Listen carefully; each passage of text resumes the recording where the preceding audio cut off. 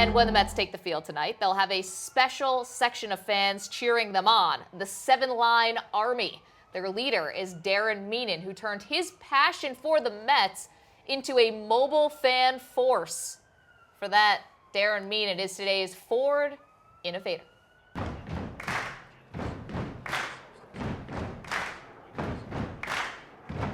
For the past 3 years, a small army of nearly 800 rabid New York Mets fans congregated underneath the shadow of the 7 train in Flushing with one major goal: a Citi Field invasion that shows their unwavering love for the amazing. Let's go Mets! Let's go Mets! Let's go! They are the Seven-Line Army, and their legion began in a basement 9 miles from Citi Field. Their captain, Darren Meenan, had a modest idea.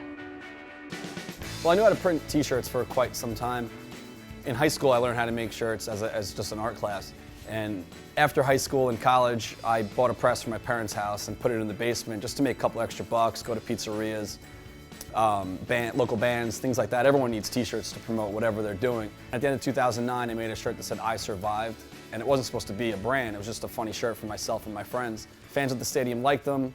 I figured, hey, maybe I could try to sell some of these, made a website. And then it flourished into this. The odor, when he would print, it would be throughout, we'd have to open the windows.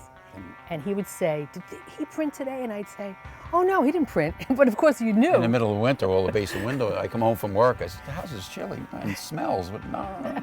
Darren's scheme to earn a few extra bucks turned into the Seven-Line clothing brand. T-shirts made for Mets fans, inspired by a Mets fan. Both my parents liked the Mets, my whole family liked the team, and my grandfather, my dad's father, actually worked at Shea from when I was born. So going to games was just a normal occurrence for me. I was going there before I even knew what baseball was. I couldn't even walk or talk yet, so it just became something that was really normal for us to do as a family, go to the game and see Grandpa. So once I could kind of grasp what I was watching, obviously the Mets are my team, and I've never known anything different, so they're my team for forever. I do the majority of the artwork. We also do work with freelance guys, but they have to be Mets fans.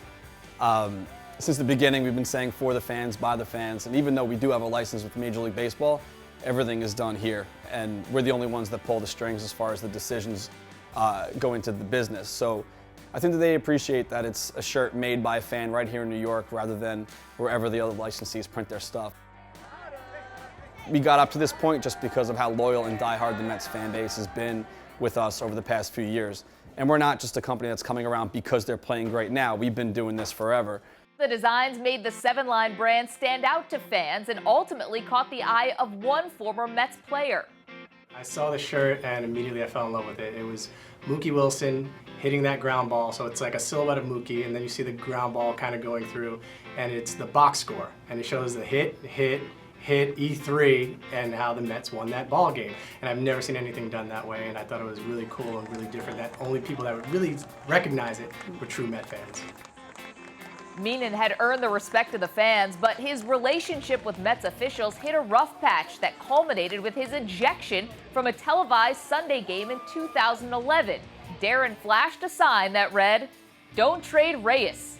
The sentiment wasn't the problem. The Seven-Line web address at the bottom of the sign was. I was never trying to really ruffle anyone's feathers, and the last thing I want to do is make enemies with the team. I've been a Mets fan my whole life, and having the sign on ESPN Sunday Night Baseball with the website address on the bottom wasn't really something that I thought was wrong. But, you know, we're great friends now. I mean, obviously, we have a great partnership with the Mets. Last year, things came full circle when the organization gave the Seven-Line a center field kiosk to peddle their merchandise. I kind of never even dreamed that that was going to happen because I never even thought it was possible. Independent brand, getting a license with the league was incredible, and that kind of opened up the doors for everything we've been doing. When I first went in and I saw the Seven-Line the first time, it was unbelievable is the word, really. A lot of his early followers are very supportive, and they're proud of him. Darren, you live in your dream, you know, and he is. So. The diehard fan of the Mets, and also that likes the community aspect of what we're doing, that's basically what we did. We just brought everyone together, and that's innovative, and I'm proud of that. The small brand that started with a press bought on eBay has turned into the 7-Line Army, taking up hundreds of seats in Flushing and even planting the 7-Line flag in opposing teams' ballparks.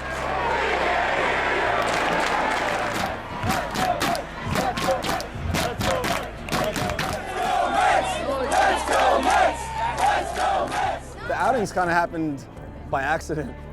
The end of 2012, I decided to try to see how many people would want to show up. Put 100 tickets on my website, not knowing if they'd sell, and they were gone in like a day. And it was another losing season. So to see how many people would show up on a Thursday day game for a team with no playoff potential was surprising that we ended up at 560. If they didn't show up, there would be no brand, there would be no 7-Line, there would be no Army. So I owe it all to everyone that's involved in it. And the whole idea behind this, and that it wasn't supposed to happen, it wasn't even an idea when I printed my first t-shirt that this was going to be a business. And the fact that it is and people love it, that's the best part about it.